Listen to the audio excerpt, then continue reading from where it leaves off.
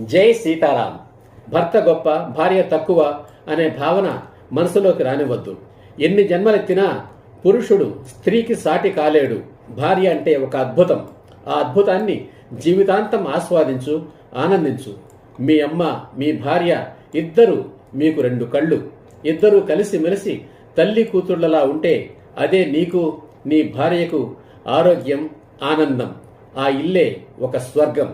మరి మీ జీతమంతా మీ తల్లికి, మీ భార్యకు ట్రాన్స్ఫర్ చేసేస్తే మరి మీ ఖర్చుల కోసం ఏం చెయ్యాలి? మీకు ప్రత్యేకంగా ఖర్చులేముంటాయి? రోజువారీ ఖర్చుల కోసం నీ భార్యను అడిగి తీసుకోవచ్చు. మీ పేరుతో ఆస్తి కూడా ఏమీ ఉండవలసిన అవసరం లేదు.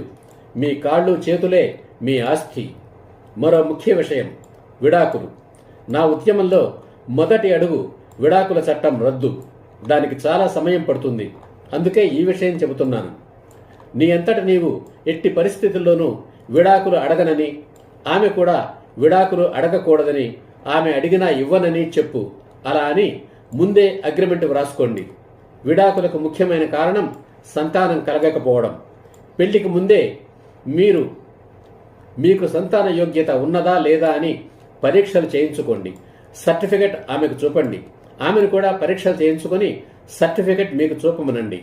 అలాగే మీ ఆరోగ్య వివరాలు, హెల్త్ ప్రొఫైల్స్, అంటే మీకు ఎటువంటి ఆరోగ్య సమస్యలు ఉంటే ఉన్నాయని, లేకపోతే ఏమీ లేవు అని పరస్పరం ఇచ్చిపుచ్చుకోండి.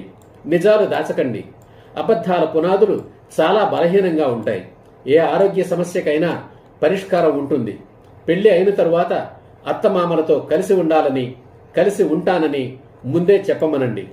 వాళ్ళు మీ భార్యకు రక్షణగా ఉంటారు. కోడలిని కూతుర్లా చూసుకుంటానని మీ అమ్మతో చెప్పించండి. మీ అమ్మ మీ భార్యకు చేదోడు వాదోడుగా ఉండేలా ఒప్పించండి. అందరూ కలిసిమెలిసి ఉంటే ఆ గృహమే కదా స్వర్గసీమ.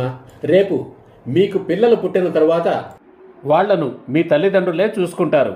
మీ దంపతుల శృంగార జీవితానికి కావలసినంత ఏకాంతం దొరుకుతుంది. మీ అమ్మ తన అత్తగారిని, అంటే మీ నాయనమ్మను ఎలా చూసుకునేదో మీకు తెలుసు. తెలియనట్లు నటించకండి. తన అత్తగారిని గౌరవించిన కోడలు తన కోడల్ని కూడా ఆదరించదు. ఆ విషయాన్ని గుర్తుపెట్టుకోండి. అవసరమైతే మీ అమ్మను మార్చండి. ఆమె మారనంటే మీరు పెళ్లి చేసుకోనని చెప్పండి.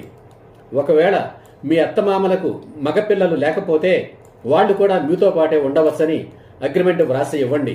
ఈ వీడియో నచ్చితే లైక్ చేయండి, కామెంట్ చేయండి, షేర్ చేయండి.